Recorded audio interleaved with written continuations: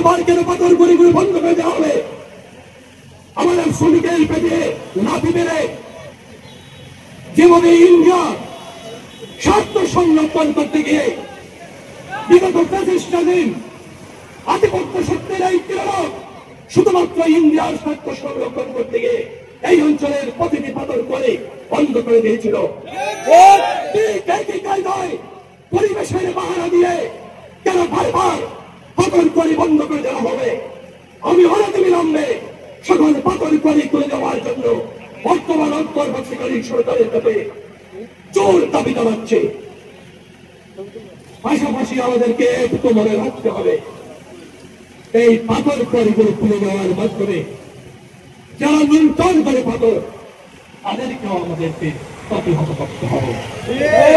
আজকে শ্রমিক যেখানে কাজ পায় না, সেখানে বিভিন্ন ধরনের অ্যাক্সিডেন্ট, বিভিন্ন ধরনের মেশিন নিয়ে আপনি পাথর উত্তোলন করবেন, পরিবেশের বিঘ্ন সৃষ্টি করবেন, প্রাকৃতিক সৌন্দর্যের এক অপরূপ লীলাভূমি এই জাফলংকে নষ্ট করে দিবেন, তা কিন্তু মোটেই কাম্য নয়। আমরা মনে করি পাথর কড়িগুলো তুলে দেওয়ার মধ্য দিয়ে সরকার যেভাবে নির্দেশনা দিবে সেই নির্দেশনা পালন করে শ্রমিকদের মাধ্যমে এই পাথরগুলো উত্তোলন করতে হবে। আমাদের পূর্ববর্তী পর্যায়ে শ্রমিকদের মাধ্যমে যেভাবে পাথর করি পাথর উত্তোলন হয়েছে, ঠিক সেই একই কায়দায় পাথর উত্তোলন করতে হবে। আমরা মনে করি বিভিন্ন মেশিনের মাধ্যমে আজকে বালু উত্তোলন করে নদীর গতি প্রবাহকে নষ্ট করে দেওয়া হচ্ছে। আমরা মনে করি আগে যেভাবে বালু উত্তোলন করার পারমিশন ছিল, ঠিক সেইভাবে দিতে হবে। নতুবা লুটেরা শ্রেণী যারা খুবলে খুবলে খেতে চায়, পাথর করে বলে, বালু করে বলে, সেই সব শ্রেণীকে আহ্বান করা হবে। আবারও এগুলো খুবলে খুবলে খাইছে। আপনার আমার ভাগ্যের কিন্তু কোনো উন্নয়ন হবে না। তাই আমি আজকের এই মিটিং থেকে শুধুমাত্র আহ্বান জানাচ্ছি না, আমি আপনারা বলেছেন, আমি অবশ্যই, যদিও বিএনপির সরকার এখন ক্ষমতা নয়, কিন্তু তারপর জনগণের কথা ভাবার জন্য প্রতিষ্ঠিত আমরা এই অন্তর্বর্তীকালীন সরকারকে কিন্তু দায়িত্ব দিয়েছি। এই অন্তর্বর্তীকালীন সরকারকে আমরা জনগণের কথা চিন্তা করে দায়িত্ব দিয়েছি। যতক্ষণ পর্যন্ত ক্ষমতায় থাকবে, যতক্ষণ পর্যন্ত রাষ্ট্র পরিচালনার দায়িত্ব থাকবে, জনগণের সাধারণ জনগণের কথা চিন্তা করে রাষ্ট্র পরিচালনা করবে। এই পাথর কড়িগুলো আমার আহ্বান জানাচ্ছি, তুলে দিবেন, আমি তাদের সাথে বসবো, কথা বলবো।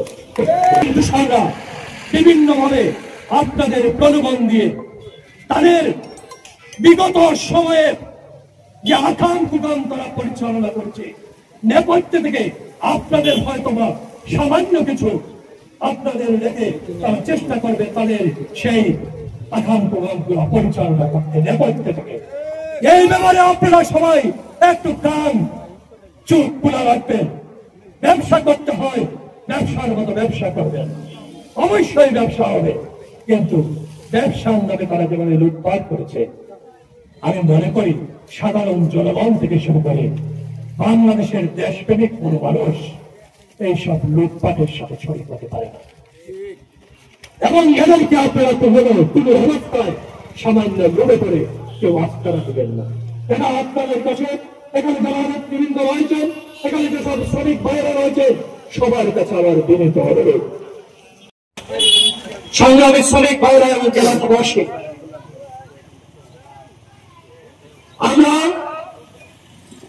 বিগত দীর্ঘদিন বিভিন্নভাবে অত্যাচারিত হয়েছে, ফ্যাসিস্টের যাতায়াত করে পিষ্ট হয়েছে, সারা বাংলাদেশের মানুষ যেভাবে পিষ্ট হয়েছে, আমাদের সাধারণ শ্রমিকরাও ঠিক সেইভাবেই পিষ্ট হয়েছে।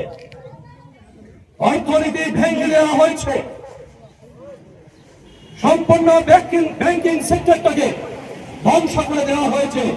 ঠিক যেমনভাবে আপনাদের এই পাথর সহ ইতিমধ্যে আপনারা বলে গেছেন, এই অঞ্চলের আপনাদের আহরণের যে মূল স্থান, সেই পাথর কড়িকে ধ্বংস করে দেওয়া হয়েছে। কৃষি সংকট, লুবি অসাধু ব্যবসায়ীরা বিভিন্নভাবে শোষণ করার মধ্য দিয়ে সাধারণ শ্রমিকদের সম্পূর্ণরূপে সাধারণ শ্রমিকদের তাদের পরে বন্ধ করে দিয়ে সাধারণ শ্রমিকদের যে তার ন্যায্যভাবে তার জীবন যাপন করবে সেই দীর্ঘ সময় ধরে তার যেভাবে জীবন যাপন করছে সেই জীবন যাপনের আহরণের অর্থনৈতিক আহরণের সেই স্থান থেকে নষ্ট করে দেওয়া হচ্ছে বন্ধুরা।